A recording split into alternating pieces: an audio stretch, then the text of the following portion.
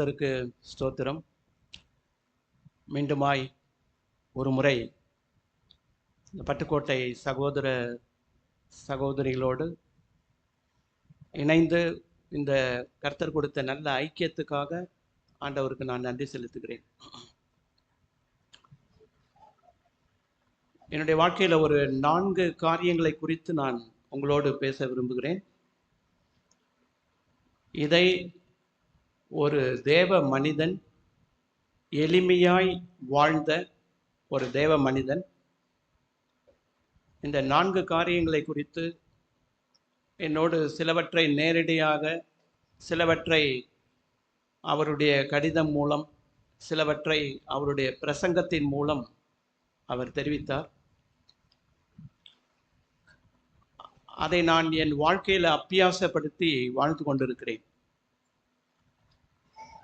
எனக்கு அது பக்தி விருத்தி அடைய செய்திருக்கிறது.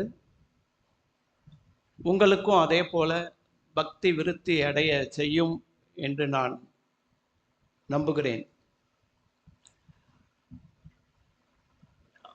முதலாவது காரியம், நம்பர் 1, பால் வெங்கடேஷ் எந்த சூழ்நிலையிலும் மனிதர்களுடைய நம்பிக்கையை அல்ல, அதாவது அவர்களுடைய பேர் புகழ் அதை பெறும்படிக்கு அல்லது உம்மீது நம்பிக்கை வைக்கும்படிக்கு ஒருவரையும் நீ பிரியப்படுத்தி வாழ வேண்டாம். தேவனை மட்டும் நீ பிரியப்படுத்தி வாழ். அப்பொழுது ஜனங்கள் கொஞ்சம் கொஞ்சமாக உன் மீது நம்பிக்கை வைப்பார்கள். நம்பர் 1, என்னிடத்தில் அவர் நேரடியாய் அந்த தேவ மனிதன் சொன்ன ஒரு வார்த்தை. இரண்டாவது, எந்த சூழ்நிலையிலும் நீ உனக்கு நியமித்திருக்கிற அந்த எல்லை அதை விட்டுட்டு மற்றவர்களுடைய எல்லையில் பிரவேசிக்க பிரயாசப்படாதே. எவ்வளவு காலமானாலும் சரி, நீ உன் தேவன் உனக்கு குறிப்பிட்ட நியமித்திருக்கிற எல்லையில் மட்டும் நீ தங்கியிரு. ஒரு காலகட்டம் வரும்பொழுது தேவன் அந்த எல்லையை, நீ அந்த எல்லை எனக்கு குறுகிய வட்டமாக இருக்கிறது என்று நினைத்தால், அது வட்டமோ அல்லது சதுரமோ அல்லது செவ்வகமோ, அந்த வட்டத்தையும் செவ்வகத்தையும் அல்லது அது சதுரத்தையும் தேவன் விசாலமாக்குவார். கொஞ்சம் கொஞ்சமாக நீ அதில் பொறுமையோடு காத்திருக்க வேண்டும். மூன்றாவதாக, உன்னுடைய எந்த ஒரு சரீர பிரகாரமான சரீரத்தினுடைய தேவை, அத்தியாவசியமான தேவை நம்ம எல்லாருக்கும் தெரியும். உண்ண உணவு, உடுக்க உடை, இருக்க இடம், இவைகளை குறித்து நீ ஒருபோதும் ஒரு மனிதருக்கும் நேரடியாகவோ மறைமுகமாகவோ நீ தெரிவிக்கக்கூடாது. தேவனுக்கு தெரியப்படுத்தலாம், ஆனால் நாம் தேவனுக்கு தெரியப்படுத்துவதற்கு முன்பாகவே தேவன் நம் தேவையை இன்னதென்று அறிந்திருக்கிறார். ஆனால் எந்த சூழ்நிலையிலும் மனிதர்களுக்கு தெரிவிக்காதே. அப்படி தெரிவித்தால் உன்னுடைய அவிசுவாசத்தை அது வெளிப்படுத்தும். என்னைக்கெல்லாம் நான் மனிதர்களிடத்தில் என்னுடைய தேவையை தெரியப்படுத்துகிறேனோ, என்னுடைய அவிசுவாசத்தை அது வெளிப்படுத்துகிறது. நான்காவது, எந்த சூழ்நிலையிலும் நீ மனம் தளர்ந்து போய் விடாதபடிக்கு, எத்தனை முறை வீழ்ச்சி ஏற்பட்டாலும் மனம் தளராமல் தொடர்ச்சியாய் போராடு.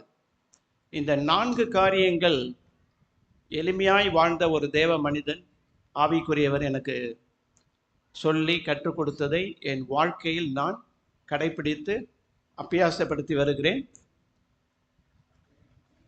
அதை 2 காரியங்களை சற்று விசாலமாக நம்ம பார்ப்போம். மற்ற 2 காரியங்களை கொஞ்சம் சுருக்கமாக நம்ம பார்ப்போம். முதலாவது, யாரையும் எந்த சூழ்நிலையும் மனுஷர்களை பிரியப்படுத்தக்கூடாது. இதில் ரெஃபரன்ஸில் தேவ மனிதர்கள் பவுல், பீட்டர், யாக்கோபு போன்றவர்கள் இருந்தாலும் இயேசு கிறிஸ்துவும் அந்த அடிப்படையில் வாழ்ந்தார்.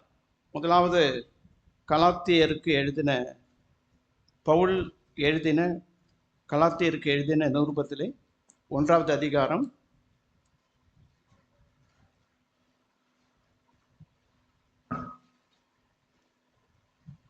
10வது வசனம். இப்பொழுது நான் மனுஷரையா தேவனையா யாரை நாடி போதிக்கிறேன்? மனுஷரையா பிரியப்படுத்த பார்க்கிறேன்? நான் இன்னும் மனுஷரை பிரியப்படுத்துகிறவனாய் இருந்தால் நான் கிறிஸ்துவின் ஊழியக்காரன் அல்லவே. ஜீசஸ் இதே போல என்ன சொன்னார் நமக்கு தெரியும். நான் என் சுயமாக ஒன்றுமே நான் செய்வதில்லை. நான் பிதாவிடத்தில் என்ன கேள்விப்படுகிறேனோ அதை மட்டுமே நான் உங்களுக்கு தெரிவிக்கிறேன்னு சொன்னார். சுயமாக நான் எதுவுமே செய்யலை, அல்லது மனுஷர்களை திருப்திப்படுத்தும்படிக்கு நான் ஒன்றும் செய்யலை. தேவனை மட்டும் பிதாவை மட்டும் திருப்திப்படுத்துவது தான் இயேசு கிறிஸ்துவனுடைய ஒரே நோக்கமாக இருந்துச்சு. நான் இப்படி வாழ்ந்து விட்டால் எந்த சூழ்நிலையிலும் நமக்கு பேர் வரலாம், புகழ்ச்சி வரலாம், கனவீனம் வரலாம், நாம் உயர்த்தப்படலாம், நாம் தாழ்த்தப்படலாம். எந்த சூழ்நிலையிலும் இந்த 4 காரியங்களை நாம் கடைப்பிடித்தால் நமக்கு எந்த சூழ்நிலையிலும் நாம் மனம் சுருங்கவோ அல்லது யார் மீது கோவப்படவோ வருத்தமடையவோ வேண்டிய அவசியமே இல்லை. எப்பொழுதும் நம்ம சந்தோஷமா இருக்க முடியும். தேவனை மட்டும் பிரியப்படுத்தி வாழக்கூடிய ஒரு வாழ்க்கை. பவுல் அப்படிதான் வாழ்ந்தார். மனுஷர்களை பிரியப்படுத்துகிறவனா இருந்தால் நான் கிறிஸ்துவின் ஊழியக்காரன் அல்ல. மேற்கொண்டு அவர் சொல்லிக்கிட்டு போறாரு, சகோதரரே அல்லது சகோதரிகளே, என்னால் பிரசங்கிக்கப்பட்ட சுவிசேஷம் மனுஷருடைய யோசனையின் படி ஆனது அல்ல என்று உங்களுக்கு தெரிவிக்கிறேன். பவுல் எந்த ஒரு காரியத்தையுமே மனுஷருடைய யோசனையின்படி யுக்தியின்படி அவர் அறிவிக்கலை. நான் அதை ஒரு மனுஷனால் பெற்றதும் இல்லை, மனுஷனால் கற்றதும் இல்லை. இயேசு கிறிஸ்துவே அதை எனக்கு வெளிப்படுத்தினார்.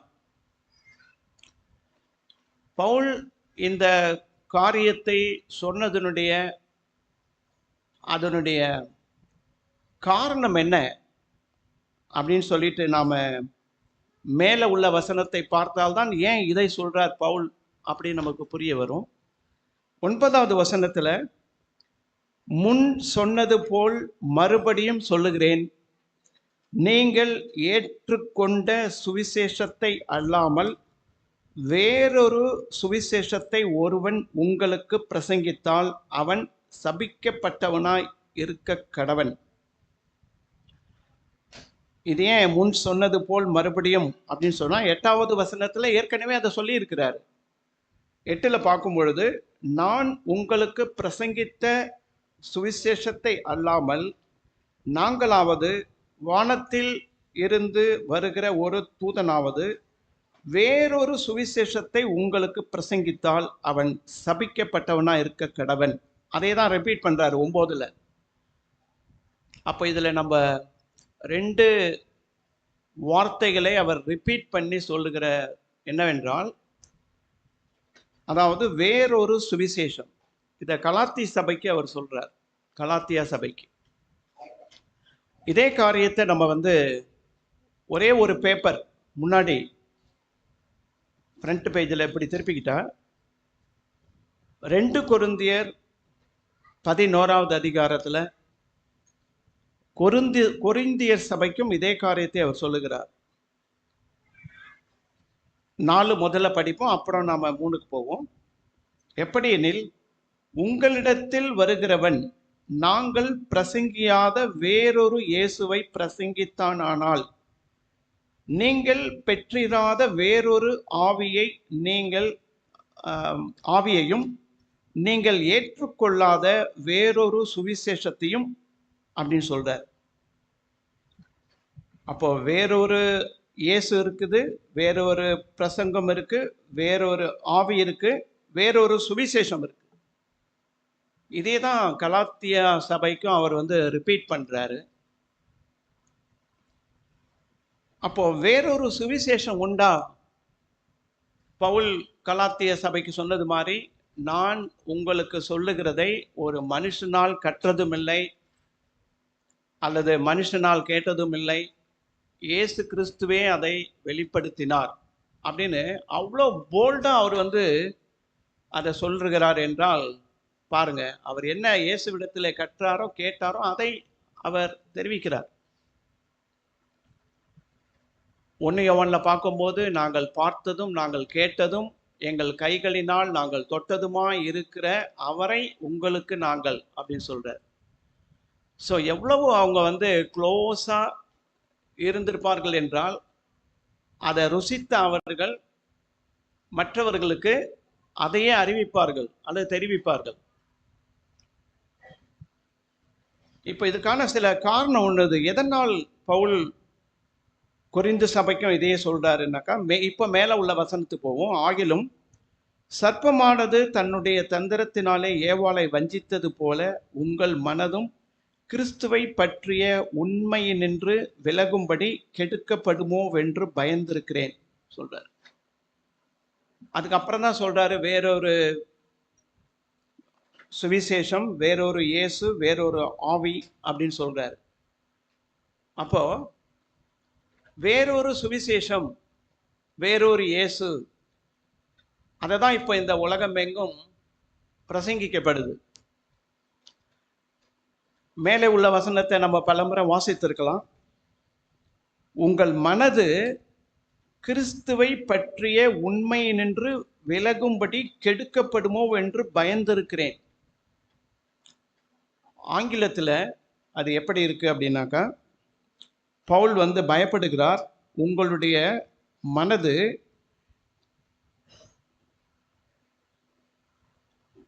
அந்த இயேசுவை பற்றி கொண்டிருக்கிற அந்த சிம்பிளிசிட்டி, அந்த எளிமையான அந்த வாழ்க்கையிலிருந்து அது கரப்ட் ஆயிடுமோ என்று பயந்திருக்கிறேன் அப்படி சொல்றார். எளிமையான வாழ்க்கை, இயேசு கிறிஸ்து வாழ்ந்த ஒரு வாழ்க்கை ஒரு எளிமையான வாழ்க்கை. ஆனால் இன்னைக்கு பல இடங்களில் சுவிசேஷம் ப்ராஸ்பரிட்டி கோஸ்பல் தான் பிரசங்கிக்கப்படுகிறது. பல இடத்துல நான் எப்போ சொன்னாலும் பல முறை இதையே சொல்லியிருக்கிறேன். ஆமாம், இன்னொரு முறை எனக்கு ஆண்டவர் சொன்னாலும் நான் அதையே தான் பிரசங்கிப்பேன். ப்ராஸ்பரிட்டி கோஸ்பல் அப்படின்னா, நீ கர்த்தரை விசுவாசித்தால் உனக்கு எல்லாமே கிடைக்கும், அது கிடைக்கும், இது கிடைக்கும், அது கிடைக்கும், எல்லாம் உலகத்துக்கு தேவையான அத்தனையும் கிடைக்கும். அது ஒரு ப்ராஸ்பரிட்டி கோஸ்பல், சொகுசான வாழ்க்கை, அது ப்ராஸ்பரிட்டி கோஸ்பல். சரி, அதுக்காக நான் ஒரு ஓட்ட சட்டையை போட்டுக்கிட்டு ஓட்ட சைக்கிள் எடுத்துக்கிட்டு நான் சபை கூடி வந்துக்கிட்டு இருப்பேன், ஏன்னா இயேசுவை போல சிம்பிளாக இருப்பேன் அப்படி சொல்லவில்லை. தேவன் வாகனத்தை கொடுத்தால் வாகனத்தோடு வரலாம், காரை கொடுத்தா காரில் வரலாம், அதில் தப்பே கிடையாது. தேவன் அப்படி ஆசீர்வதிக்கிறார், அதில் தப்பே கிடையாது. ஆனால் அதே நேரத்தில் நம்முடைய இருதயம் எப்பொழுதுமே ஒரு எளிமையை நாம் நாடி இருக்க வேண்டும். அதான் உங்கள் மனது கிறிஸ்துவை பற்றிய உண்மை நின்று கெடுக்கப்படுமோ என்று பயந்திருக்கிறேன் அப்படின்னா, இயேசு கிறிஸ்துவினுடைய அந்த எளிமை நின்று எளிமையான அந்த வாழ்க்கையிலிருந்து கரப்ட் ஆயிடுமோ கெடுக்கப்படுமோ என்று பயந்திருக்கிறேன் அப்படி சொல்றார். யோவான் ஸ்நானகன் இயேசுவிடத்திலே ஆள் அனுப்பி, வருகிறவர் நீர்தானா அல்லது வேறு ஒருவர் வர காத்திருக்க வேண்டுமா அப்படின்னு சொல்லும்போது இயேசு சொன்ன பதில், நீங்கள் போய் உங்களை அனுப்பினவரிடத்திலே குருடர்கள் பார்வை அடைகிறார்கள், சப்பானி நடக்கிறார்கள், அப்புறம் அநேக அதிசயங்களை சொல்லிவிட்டு கடைசியாய் சிறுமைப்பட்டவர்களுக்கு சுவிசேஷம் பிரசங்கிக்கப்படுகிறது என்ற ஒரு வார்த்தையை சொல்லுகிறார். அப்போ சிறுமைப்பட்டவர்கள் மீது இரக்கமுள்ளவன், சிறுமைப்பட்டவர்கள் மீது இரக்கமா இருக்கிறவன் பாக்கியவான். பழைய ஏற்பாட்டில் பார்க்கிறோம். அப்போ இயேசு கிறிஸ்துவனுடைய இருதயத்தின் பாரம் எல்லாம் சிறுமைப்பட்டவர்கள் மீது, எளிமையானவர்கள். அதனால தான் மலை பிரசங்கத்திலே அவர் சொன்னார், ஆவியில எளிமையுடையவர்கள் பாக்கியவான்கள், தேவனுடைய ராஜ்யம் அவர்களுடையதுன்னு சொன்னார். பிரதர் சிஸ்டர்ஸ், நம்ம ஒரு ஓட்ட சட்டையை போட்டுக்கிட்டு ஓட்ட சைக்கிள் எடுத்துக்கிட்டு வர்றதான நம்ம எளிமை உடையவர்கள். ஒரு கார் எடுத்துக்கிட்டு சபை கூடி வந்தா, மோட்டார் சைக்கிள் வாங்கிட்டு சபை கூடி வந்தா அவங்க எளிமையானவர்கள் அல்ல. அது அர்த்தம் கிடையாது. நம்ம ஏமாற்றிக் கொள்ள வேண்டாம். எளிமை என்பது பார்க்கிற காரியத்தில் அல்ல, எளிமை என்பது ஆவியில.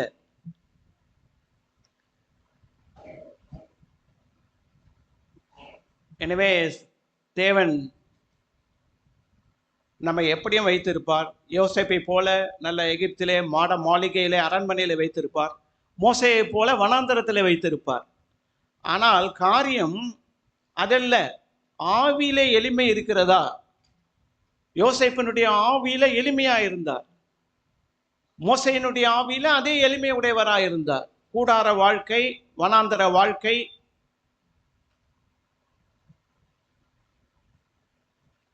நம்முடைய ஆவியில எளிமையா இருக்க வேண்டும்.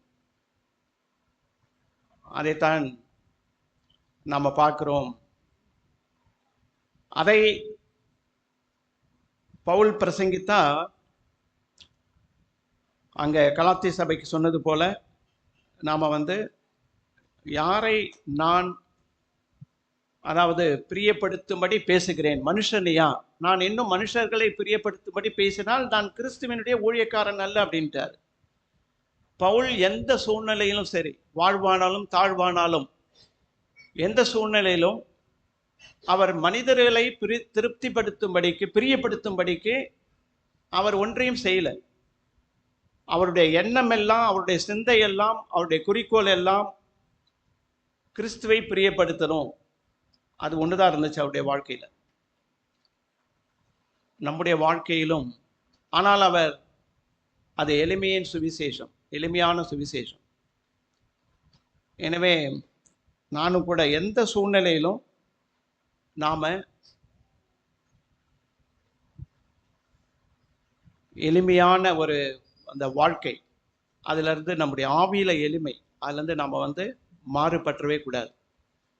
எந்த ஒரு மனுஷரையும் நாம் திருப்திப்படுத்தும்படிக்கு, இப்போ அநேக பிரசங்கங்கள் வருகிறவர்களை பார்த்து, இன்னார் கொஞ்சம் நல்ல பணக்காரர்கள், அவங்கள திருப்திப்படுத்தணும், ஏழை எளிய ஜனங்களை அவங்க அப்படியே இருப்பாங்க அப்படின்னு பல இடங்கள்ல அப்படிதான் இருக்கு சுவிசேஷம். ஆனா நான் அப்படி இருக்க விரும்பல. என்னை பொறுத்த வரைக்கும் பணக்காரங்களும் சரி, ஏழைகளும் சரி, உயர்வானாலும் தாழ்வானாலும், நீ எந்த கம்யூனிட்டி ஆனாலும் சரி, தாழ்ந்த கம்யூனிட்டி ஆனாலும் சரி, எல்லாமே ஈக்குவல்.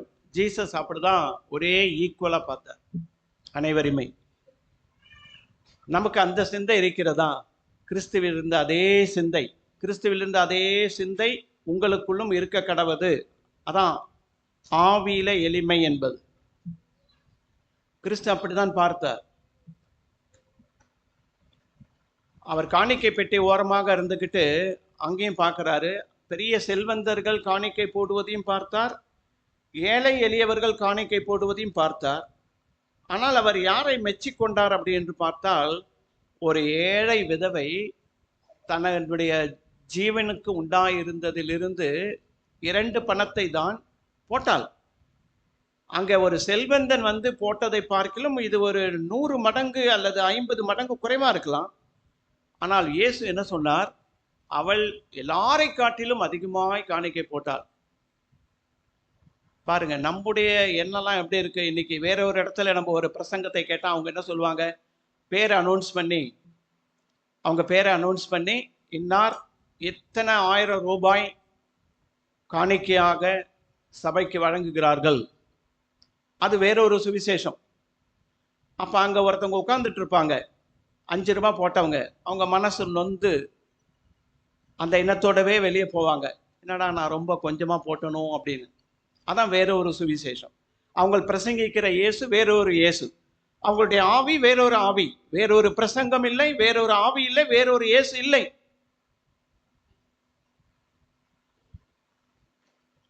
அப்போ ஆவியில எளிமை என்பது வேறொரு இயேசு, பணம் படைத்த இயேசு, அல்லது செல்வாக்கு செல்வந்தம் படைத்த இயேசு, பேர் புகழ் படைத்த இயேசு, அப்படிப்பட்ட இயேசுவை நாம் தேவனாய் தெரிந்து கொள்ளல. அந்த இயேசு ஒரே இரத்தத்தினால், இப்ப நாம ஜஸ்ட் ஒரு அப்போஸ்தலர் நடபடி புத்தகத்துல 17வது அதிகாரத்துல 26 எடுத்தவங்க வாசிங்க பார்ப்போம். 17:26.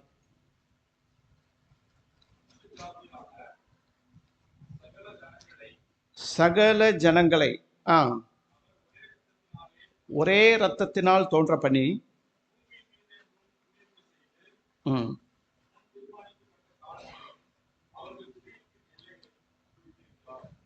சகல ஜனங்களையும் ஒரே இரத்தத்தினால் தோன்ற பண்ணி. அப்படின்னா சகல ஜனங்கள் ஒரே ரத்தம், A group, B group, AB group, B positive, எல்லாம் சகல ஜனங்கள் ஒரே ரத்தம். ஆனா நாம இப்ப பார்ப்பது என்ன? வெளியே நிறைய கம்யூனிட்டி ஜாதியை குறித்து வெளியே பேசுறாங்க. ஆனா அவங்களுக்கு ஒரு ஆக்சிடென்ட் ஆயிட்டு ஹாஸ்பிட்டலில் போய் அட்மிட் ஆனா அவங்களுக்கு இருக்கிற ஓ குரூப்பு கிடைக்காது. அப்போ அங்கே ஒரு கீழ் ஜாதின்னு மனுஷர்கள் நினைக்கிற மாதிரி அவங்கக்கிட்ட ஓ குரூப்பு பாசிட்டிவ், ஓ குரூப்பு பிளட் இருக்கு, நீ செத்து போயிடுவ. டாக்டர் சொல்றாரு உனக்கு ஓ குரூப் ஏற்றணும். உன்னுடைய ஜாதியில் யாருக்குமே அந்த ஓ குரூப்பு கிடையாது. ஆனால் கீழ் ஜாதியிலேருந்து ஒருவர் வருகிறார், அவருக்கு ஓ குரூப் இருக்கு, உனக்கு ஏற்றட்டமா ரத்தத்தை, வேண்டாமா சாக போறியான்னு கேட்டால் அப்போ என்ன சொல்லுவார்? ஐயோ வேண்டாம், எனக்கு உயிர் வேணும், நான் வாழணும். அப்படி அவர் ரத்தத்தை ஏற்றுக்கிறல்ல. ஒரே ரத்தத்தினால் சகல ஜனங்களையும் ஒரே ரத்தத்தினால் ஆண்டவர் படைத்தார். அப்போ அந்த நேரத்தில் அவருடைய ரத்தம் உனக்கு வேணும். ஆனால் மற்ற நேரத்தில் நான் அந்த கம்யூனிட்டி ஏற்றுக்க மாட்டேன், இந்த கம்யூனிட்டி ஏற்றுக்க மாட்டேன். அது என்னது? அது என்னால் ஏற்றுக்கொள்ள முடியாது. வேறொரு சுவிசேஷம் இல்லை, வேறொரு இயேசு இல்லை, வேறொரு பிரசங்கம் இல்லை. சகல ஜனங்களையும் ஒரே ரத்தத்தினால் படைத்தார். எனவே எப்பவுமே நான் இதுக்கு அகைன்ஸ்டாக தான் இருப்பேன். கம்யூனிட்டி கிடையாது, எல்லாம் ஒரே. இப்போ சமீபத்தில் ஒருத்தர் இறந்தார். அவருடைய மேடை பேச்சுகளை நான் கேட்டிருக்கிறேன். ஒன்றே ஒன்று கடைசியாக பார்த்துருக்கிறேன். அந்த மேடை பேச்சை கேட்கும்போது அவர் போல்டா, அதை நிமித்தமாக தான் அவரை கொலை செய்திருப்பாங்களோ அப்படின்னு கூட நான் நினைக்கிறேன். போல்டா பேசுறாரு அவர் ஜாதியை பற்றி, கம்யூனிட்டி பற்றி. கீழ் ஜாதிக்காரங்களுக்கு நம்ம சரியான ஒரு இது கிடைக்கிறது இல்லை, மேல் ஜாதிக்காரங்களுக்கு கிடைக்குது அப்படின்னு சொல்லிட்டு அவ்வளவு தைரியமாய் பகிரங்கமாய் பேசுகிறார். எனவே நாம் அப்படி எனவே நமக்கு அப்படி கிடையாது கிறிஸ்தவர்களுக்கு மத்தியில்.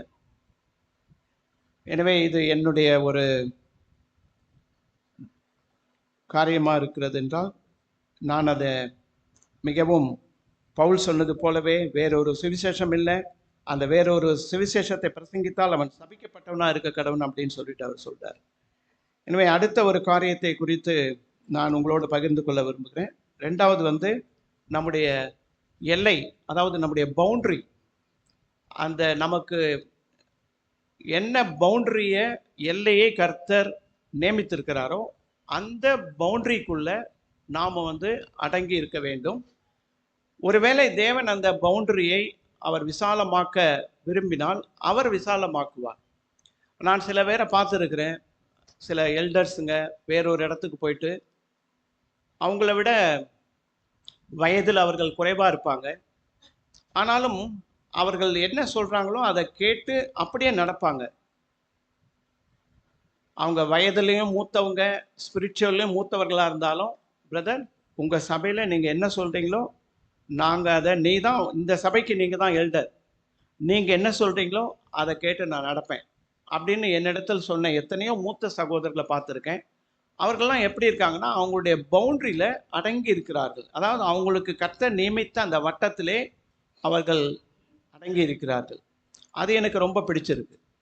அதனால தான் இந்த சகோதரர் ஒருவர் சொன்ன காரியம், ஒருபோதும் உன்னுடைய பவுண்டரி எல்லையை விட்டு மாற வேண்டாம். இதுக்கான சில குறிப்புகளை உங்களுக்கு நான் காண்பிக்க விரும்புகிறேன். முதலாவது நம்ம வந்து யாத்திராகமம் 34:24 ஒரு வசனத்தை பார்ப்போம். யாத்திராகமம் 34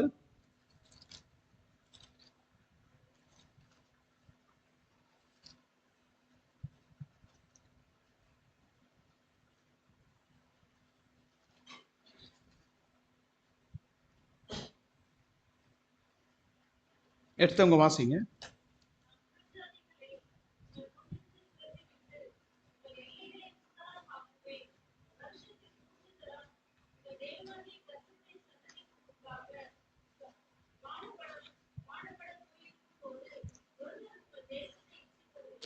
போதும் சிஸ்டர்.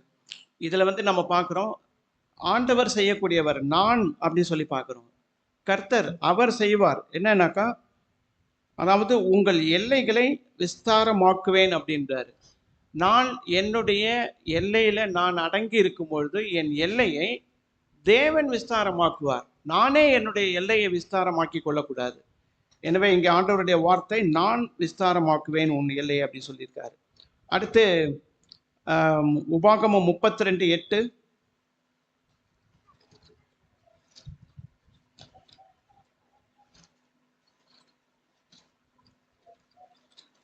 எடுத்தவங்க வாசிங்க. 32:8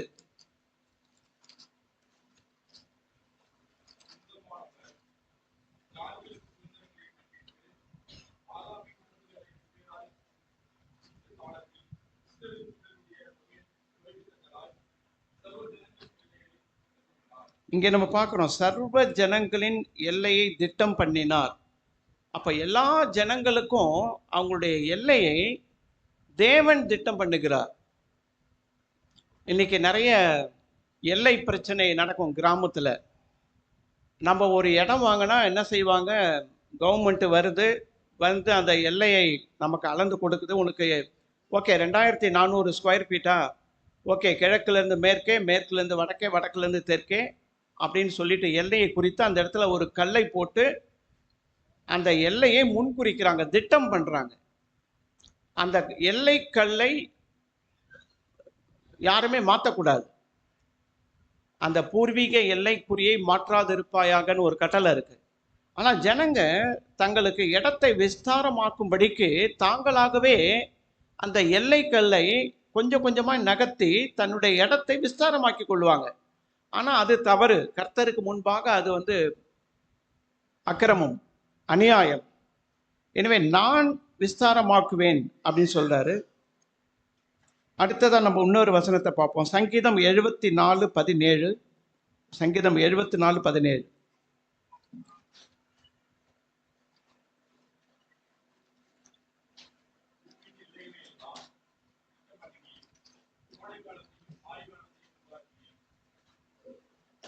இங்க நம்ம பார்க்குறோம், பூமியினுடைய எல்லைகளை எல்லாம் திட்டம் பண்ணினார் அப்படி சொல்லி பார்க்குறோம். பூமியினுடைய எல்லை, மனுஷனுக்கு மட்டும் தேவன் வந்து எல்லையை குறிக்கல. அதாவது பூமிக்கும் அல்லது பூமியில் உள்ள சமுத்திரத்துக்கும் சமுத்திரத்தின் அலைக்கும் தேவன் ஒரு எல்லையை தேவன் திட்டம் பண்ணியிருக்கிறார். ஆனால் தான் அந்த அலைகள் வந்து ஒரு குறிப்பிட்ட எல்லைக்கு அப்புறம் அது மீறி வராமல் இருக்கு. இந்த பூமியில வந்து அதாவது 3 பகுதி தண்ணீர், 1 பகுதி நிலம், நமக்கு எல்லாம் தெரியும். அந்த 3 பகுதி தண்ணீரும் அலைகள் வந்தாக்கா இந்த பூமி என்ன ஆகும், எல்லாமே நிலப்பகுதி எல்லாமே தண்ணீரில் மூழ்கி விடும். அப்போ அந்த தண்ணீருக்கு, கடலுக்கு எல்லையை வந்து திட்டம் பண்ணினது யார்? தேவன். பூமியில் உள்ள கடல்களுக்கு, அதனுடைய அலைகளுக்கு தேவன் வந்து எல்லையை வந்து திட்டம் பண்ணுகிறார். இப்போ நம்ம ஒரு சின்ன ஒரு இது உங்களுக்கு காண்பிக்க போகிறேன். அதாவது இங்கே படித்தவங்களுக்கு ஓரளவுக்கு தெரியும், படிக்காதவங்களும் நீங்கள் சின்ன வயசில் நீங்கள் பார்த்துருப்பீங்க. சூரிய குடும்பம் அப்படின்னு ஒன்று நான் காண்பிக்கிறேன். நம்முடைய எல்லையை குறித்து நாம் பேசி கொண்டிருக்கிறோம். நமக்கு தேவன் நியமித்த எல்லையிலே நாம் இருக்க வேண்டும் என்பதை குறித்து நான் பேசுகிறேன். அதாவது சூரியனை சுற்றி 9 கோள்கள் அப்படின்னு சொல்லிட்டு நம்ம எல்லாருமே கேள்விப்பட்டிருக்கிறோம்.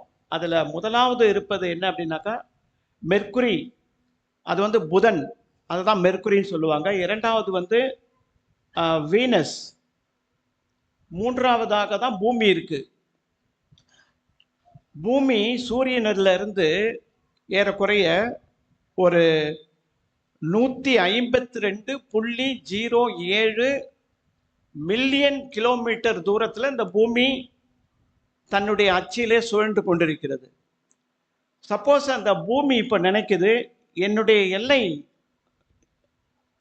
அங்கெல்லாம் பார்க்குறோம் ஒரு வட்டம் போட்டிருக்கு, நான் ஏன் இந்த எல்லையில் இருக்கணும், நான் வந்து இந்த எல்லையை விட்டுட்டு இந்த மெர்க்குரி இருக்கிற இடத்துக்கு கொஞ்சம் அருகாமையில் நான் போவேன் அப்படின்னு பூமி நினைத்தால், தன்னுடைய எல்லையை விட்டுட்டு மெர்க்குரியினுடைய எல்லைக்கு அந்த பூமி உருண்டை செல்லுமானால் என்ன நிகழும்? மெர்க்குரி சூரியனுக்கு மிக அருகாமையில் உள்ள ஒரு கோள் புதன். அது எப்படி இருக்கும் என்றால், அந்த இடத்துல வந்து ஃபாரன் ஹீட்டு, அதாவது சுடுநிலை என்னவென்றால் 800 டிகிரி ஃபாரன் ஹீட் அந்த இடத்துல சுடுநிலை இருக்கு.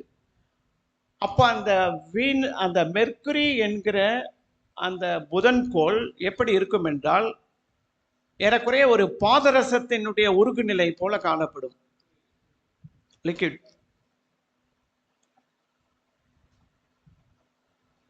இதான் வந்து பாதரசம். இதுக்கு ஆங்கிலத்தில் வந்து மெர்க்குரி அப்படின்னு சொல்லுவாங்க. இது பாதரசம். இது கொஞ்சம் ஹீட் பண்ணாலே இது எப்படி பாருங்க, அது வந்து ஒரு திரவ நிலையை அடைந்து விடுகிறது.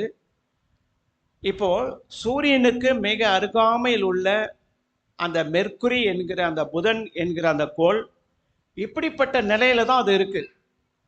இப்போ பூமி தன்னுடைய எல்லையை விட்டு நான் கொஞ்சம் முன்னாடி போகட்டும் அப்படின்னு போனா, அல்லது புதன் இருக்கிற அந்த இடத்துல நான் வரட்டும்னு சொல்லிட்டு வந்தா, பூமி என்ன ஆகும் என்றால் இந்த மெர்க்குரியை போல அது உருகிவிடும். ஏனென்றால் அங்கே 800 டிகிரி ஃபாரன் ஹீட், சூடு, வெப்பத்தன்மை அங்கே இருக்கிறது. அவ்வளோ கிட்ட போக வேண்டாம், ஜஸ்ட் ஒரு 100 கிலோமீட்டர். இப்போ சமீபத்தில் நம்ம பார்த்தோம், டெல்லியில் அதிகமான உஷ்ணம் எவ்வளோ அப்படின்னு பார்க்கும்போது 108 டிகிரி.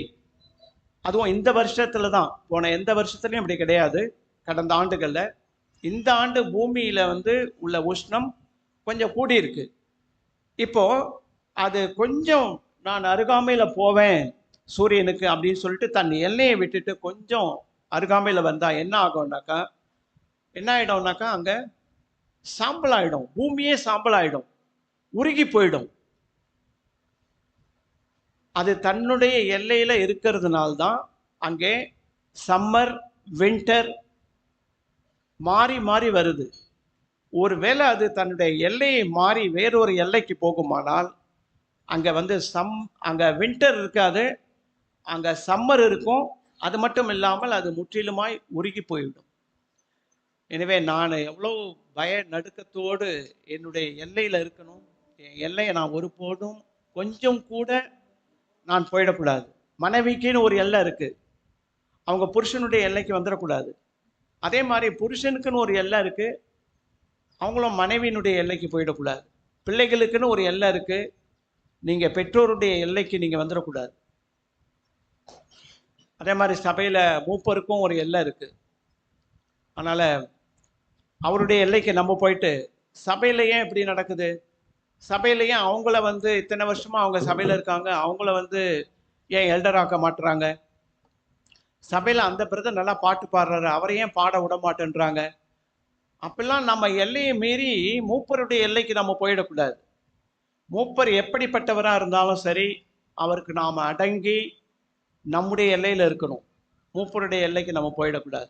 இது போல பூமியில் உள்ள நம்ம பார்த்தோம், சகல ஜாதிகள், சகல ஜனங்கள், பூமியில் உள்ள எல்லாவற்றிற்கும் சகலத்துக்கும் அவர் எல்லைகளை அவர் திட்டம் பண்ணி நிர்ணயித்திருக்கிறார். அது தேவனால் நிர்ணயிக்கப்பட்டது. அந்த நிர்ணயிக்கப்பட்ட அந்த எல்லையிலே நாம அங்கேயே தரித்திருக்கணும். நாம் ஒருபோதும் இந்த ஒரு காரியத்தை நம்ம மாற்றிடக்கூடாது. நாம் அதிலே இருக்கும் பொழுது நாம் மிகுந்த பத்திரமாய் நாம் காணப்படுவோம். இந்த மூன்றாவது காரியம் எனக்கு நிறைய மறக்கக்கூடிய சுபாவம். அதனால் நான் சில பாயிண்ட்ஸை நான் எடுத்துக்கிட்டேன், நோட் பண்ணிக்கிட்டேன். மூன்றாவது நம்ம கேட்டோம், 4 பாயிண்ட்ல மூன்றாவது, எந்த சூழ்நிலையிலும் நான் என்னுடைய அத்தியாவசிய தேவைக்கு எந்த ஒரு மனிதரிடத்துல நேரடியாகவோ மறைமுகமாகவோ நான் அவர்களுக்கு என் அத்தியாவசிய தேவையை நான் தெரிவிக்க மாட்டேன். சில வேளையில் நமக்கு அப்படி ஒரு எண்ணம் வந்துடும், சரி அந்த பிரதருக்கு நம்ம மறைமுகமாக நம்ம நேரடியாக தெரிவிக்க வேணாம், என் தேவையை கொஞ்சம் மறைமுகமாக நம்ம தெரிவிச்சிருவோம். நேற்று எங்கள் வீட்டில் அது இல்லை பிரதர், இது இல்லை பிரதர், அதனால் கொஞ்சம் கஷ்டப்பட்டுக்கிட்டு இருக்கோம் பிரதர் அப்படின்னு சொல்லும்போது அவங்க பார்த்துட்டு இறக்கம் வச்சு நமக்கு செய்வாங்க. இது எதை குறிக்கிறதுனா, நம்முடைய விசுவாசம் தேவன் பேரில் இல்லை, ஒரு மனிதன் பேரில் போயிடுது. எனக்கு அது இல்லை, இது இல்லை, உடை இல்லை, உண்ண உணவும் உடுக்க உடை இருக்க இடம் எல்லாம் நம்முடைய தேவை இன்னதென்று தேவன் அறிந்திருக்கிறார். அப்ப ஏன் மத்தேயில அங்கே 6வது அதிகாரத்தில் நம்ம பார்க்கும்போது அஞ்ஞானிகள் இவைகளை எல்லாம் அப்படின்னு சொல்லப்படுது. அஞ்ஞானிகள் என்றால் தேவனை அறியாதவர்கள். அப்ப நாம நம்முடைய ஏதோ ஒரு தேவையை யாரிடமாவது, அதாவது நேரடியாகவோ மறைமுகமாகவோ நாம் அவர்களுக்கு தெரிவித்தால், நாம யாரு என்றால் நாமும் அஞ்ஞானிகளில் ஒருவராய்த்தான் நாம் இருக்கிறோம். ஏன்னா அவங்க தான் இவைகளுக்காக அவங்க பிரயாசப்பட்டு மற்றவர்களுக்கு தெரிவிப்பாங்க. தேவனை அறியாதவர்கள்.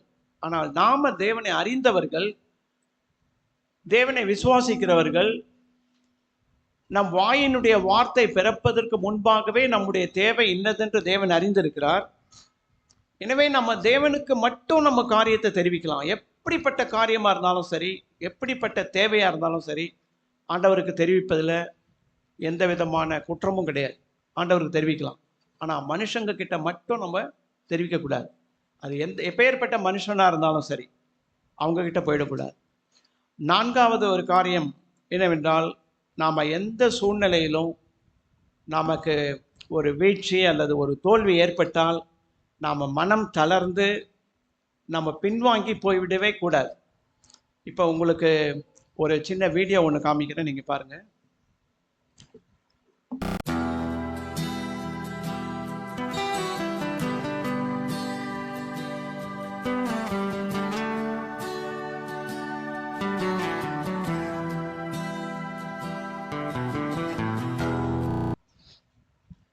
இங்க என்ன பார்க்குறீங்க?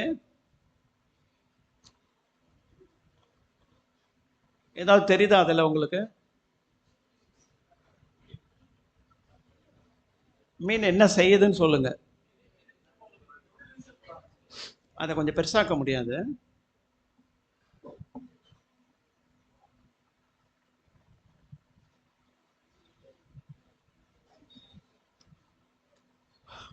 அல்லது மேடான ஒரு இடத்துல இருந்து தாழ்வான பகுதிக்கு தண்ணீர் போய்கிட்டே இருக்கு. அந்த மீன்கள் தாழ்வான பகுதியிலிருந்து அந்த மேலான பகுதிக்கு தண்ணீர் வருகிற எதிர் திசைக்கு நேராக அவைகள் போவதற்கு பிரயாசப்படுது. அந்த தண்ணீரினுடைய உந்து சக்தி, அதாவது தண்ணீர் அதிகரிப்பினால சில வேளைகள் அந்த மீன்கள் பின்னாக்கு போயிடுது. ஆனாலும் அந்த மீன் பின்னோக்கி போனாலும் தொடர்ச்சியாய் முயற்சி செய்து கொண்டே இருக்கு. எங்கன்னா மேலே போகிறதுக்காக அது தாவுது போகுது. சிலப்போ அது பின்னாடி வந்துடுது, விழுந்துடுது தண்ணியில் பாருங்க, மறுபடியும் அது ஜம்ப் பண்ணி போகுது. இதே தான் நம்ம பார்க்குறோம். இப்போ இது மூலமாக நாம் என்ன கற்றுக்கொள்கிறோம் சொல்லி பார்க்கும்போது, நாம் கிறிஸ்துவ வாழ்க்கையில் தொடர்ந்து நாம் போராடிக்கிட்டே இருக்கணும். தொடர்ச்சியான ஒரு போராட்டம். அந்த போராட்டம் நமக்கு வீழ்ச்சியை அடையலாம். அந்த தண்ணீரினுடைய சக்தி, ஃபோர்ஸஸ் கூட இருக்கும் பொழுது, கூடுதலாக இருக்கும் பொழுது அந்த மீன் பின்னடைவு அடையுது. அது மாதிரி சில வேளையில், அதாவது சோதனை அதிகமாக இருக்கும்போது நம்ம கொஞ்சம் பின்னடைவு அடையலாம், பின்வாங்கி போகலாம். ஆனாலும் அந்த மீன் எப்படி பின்வாங்கி போனாலும் பின்னடைவு அடைந்தாலும் அது தொடர்ச்சியாய் ஒரு முன்னேற்ற பாதையை நோக்கி அது போய்கிட்டே இருக்கு. சப்போஸ் அங்கே இருக்கிற அந்த மீன் செத்து போயிடுச்சுன்னு வைங்க, அந்த மீனுக்கு உயிர் இல்லை, செத்து போயிடுச்சு. அப்போ என்ன செய்யும்? அது தண்ணி போகிற ஓட்டத்திலேயே அது போயிடும், அது எதிர்நோக்கி போகாது. இப்போ இதன் மூலயமா நாம் ஒரு பாடத்தை கற்றுக்கணும். என்ன அப்படின்னா, நாம் அதாவது செத்த மீன் தண்ணீரோடவே போகிறது போல நாம் பின்மாற்றம் அடைந்து அப்படியே போய்விடாமல் நாம் தொடர்ச்சியாய் முயற்சி செய்துக்கிட்டே இருக்கணும்.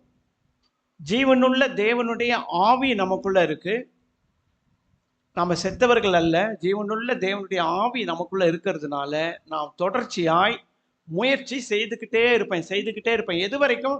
நாம் இயேசு கிறிஸ்து வரும் வரைக்கும் நான் முயற்சி செய்துக்கிட்டே இருப்பேன், நான் போய்கிட்டே இருப்பேன்.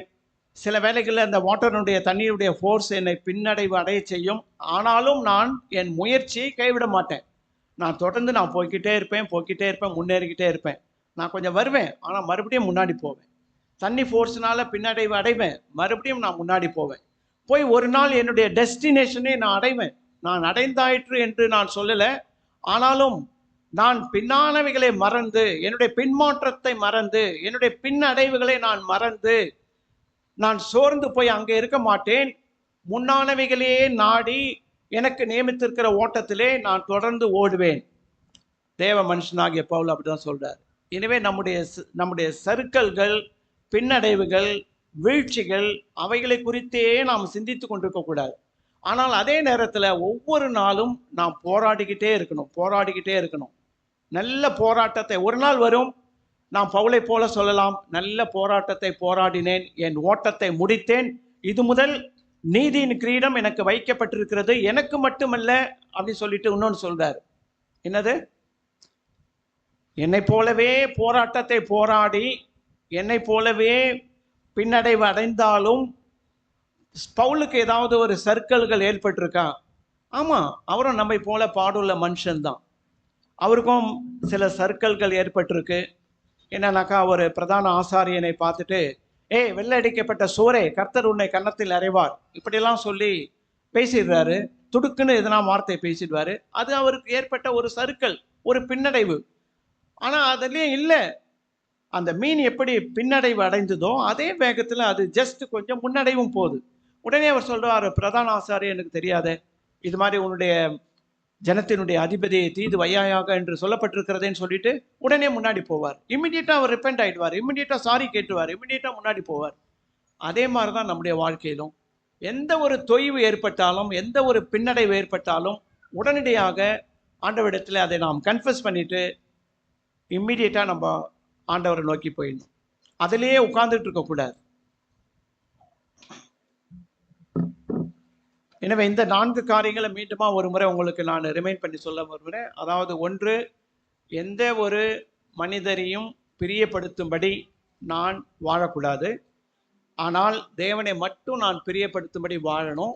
தேவனை மட்டும் நான் பிரியப்படுத்தி வாழ்ந்தால் ஜனங்கள் நம்மீது கொஞ்சம் கொஞ்சமாக, கடைசியில் அதிகமாக நம்பிக்கை வைப்பார்கள். 1. 2வது, தேவன் எனக்கு நியமித்திருக்கிற அந்த வட்டம் அல்லது அந்த பவுண்டரி, அந்த வட்டத்தை விட்டு ஒருபோதும் நான் நானாய் முயற்சி செய்து அந்த என்னுடைய பவுண்டரி, அந்த வட்டத்தை நான் விசாலமாக்கி கொள்ள முயற்சிக்க கூடாது.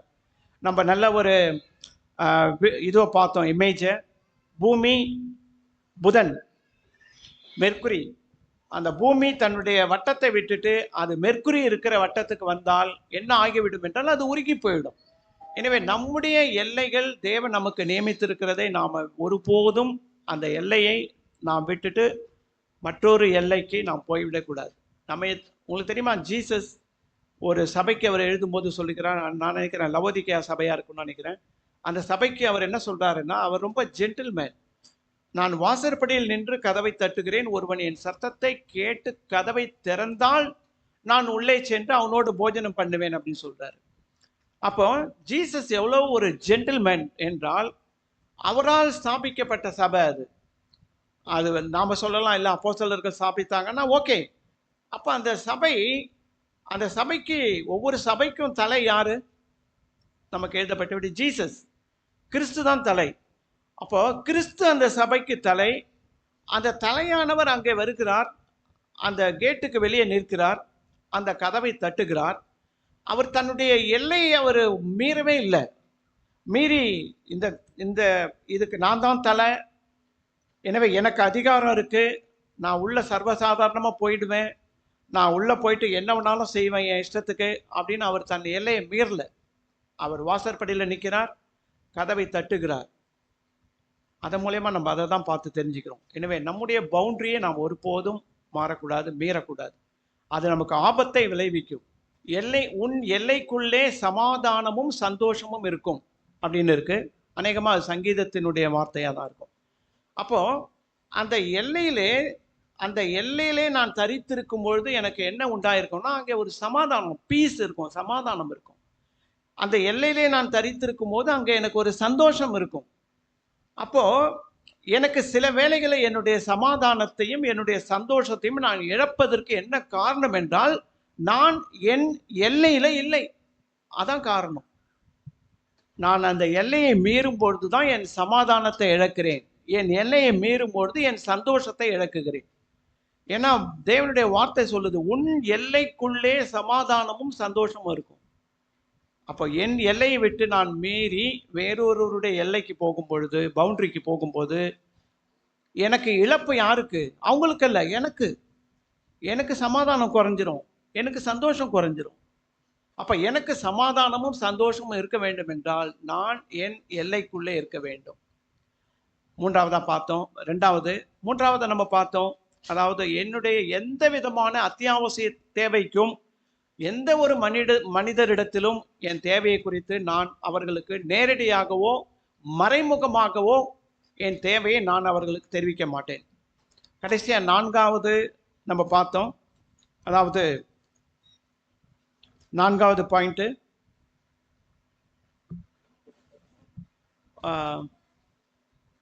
என்னது,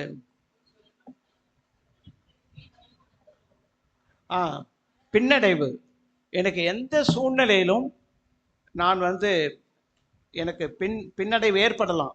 அதுக்கு நல்ல அந்த வீடியோ, செத்த மீன் உயிருள்ள மீன், அந்த வீடியோவை நம்ம பார்த்தோம். செத்த மீன் தண்ணீரோடு போயிடும், உயிருள்ள மீன் எவ்வளவுதான் அதுக்கு பின்னடைவு ஏற்பட்டாலும் தொடர்ச்சியாய் ஒரு முயற்சி செய்து அது முன்னேறி முன்னேறி முன்னேறி போக பார்க்கும்.